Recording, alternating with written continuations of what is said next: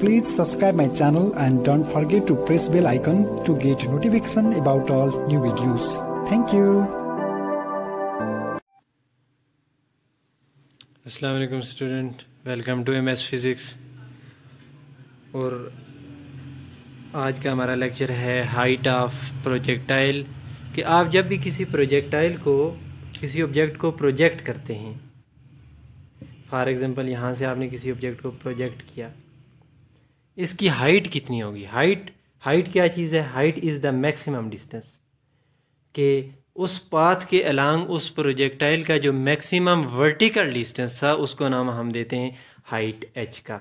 अब अगर हम यहाँ बात करें तो ये भी वर्टिकल डिस्टेंस है, ये भी वर्टिकल डिस्टेंस है, वर्टिकल डिस्टेंस है, लेकिन हमने हाइट ऑफ प्रोजेक्टाइल में मैक्सिमम वर्टिकल डिस्टेंस देखना है कि उस ऑब्जेक्ट का मैक्सिमम वर्टिकल डिस्टेंस कितना था। तो मैक्सिमम वर्टिकल डिस्टेंस हमारे पास ये है, तो ये इस ऑब्जेक्ट की हाइट होगी।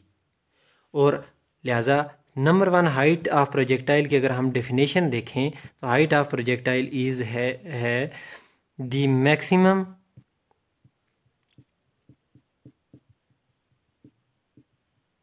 वर्टिकल डिस्टेंस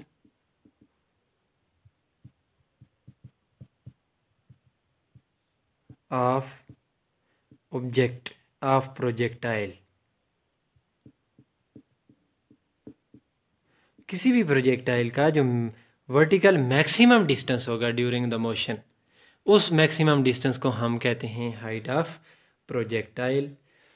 अब यहाँ पर हम हाइट के केस में हमने बात की है कौन से डिस्टेंस की? वर्टिकल डिस्टेंस की। अगर वर्टिकल डिस्टेंस की बात की है तो हम यहाँ वेलोसिटी का भी वर्टिकल कंपोनेंट देखेंगे। और हमने लास्ट वीडियो के अंदर ये देखा था कि VIY इज़ इक्वल टू है VI साइन ऑफ थीटा। तो अगर दोबारा मैं एक बार फिर रिपीट कर दूं, लेट्स से ये हमारे पास इनिशियल वेलोसिटी है जो एंगल बना रही है थीटा, तो इस इनिशियल वेलोसिटी का ये होगा x component VI cos of theta, और ये होगा y component VI sine of theta. क्योंकि हम वर्टिकल डिस्टेंस की बात कर रहे हैं इसलिए हम यहाँ पर वर्टिकल कंपोनेंट लेंगे वेलोसिटी का। उसके बाद फिर ऑब्जेक्ट चूँकि अपवर्ड डायरेक्शन में जा रहा है तो ए की जगह हम ले लेंगे -g।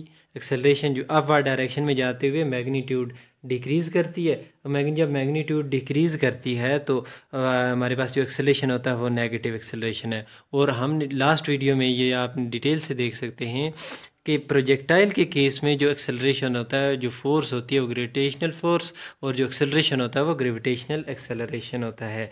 और अगर हम बात करें डिस्टेंस की कि उसने वर्टिकल डायरेक्शन में कितना डिस्टेंस कवर किया, वो S is equal to H जो कि हमें फाइंड करना है। अब इसके लिए हम न्यूटन की थर्ड इक्वेशन यूज़ करते हैं। न्यूटन थर्ड इक्वेशन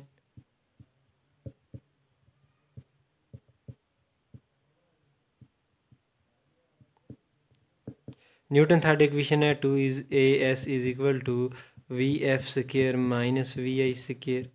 अब अगर यहाँ पर हम बात करें, लिखें 2 is equal to -g, S is equal to क्या आ जाएगा? H is equal to VF y का स्क्वायर माइनस VI y का स्क्वायर।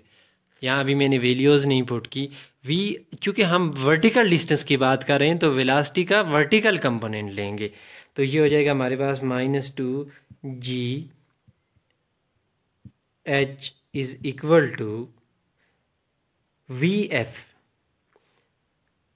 हाईएस्ट पॉइंट पर ऑब्जेक्ट की जो मोशन होती है वो अलोंग द एक्स एक्सिस होती है, और हाईएस्ट पॉइंट पर जो y कंपोनेंट है वेलोसिटी का y कंपोनेंट 0 होगा। और ये आप डिटेल से लास्ट वीडियो के अंदर देख सकते हैं कि व्हाट इज़ प्रोजेक्टाइल मोशन। ये प्रोजेक्टाइल मोशन क्या है जो लास्ट वीडियो मैंने अपलोड किया, तो आप वहाँ डिटेल से देख सकते हैं। तो एट हाईएस्ट पॉइंट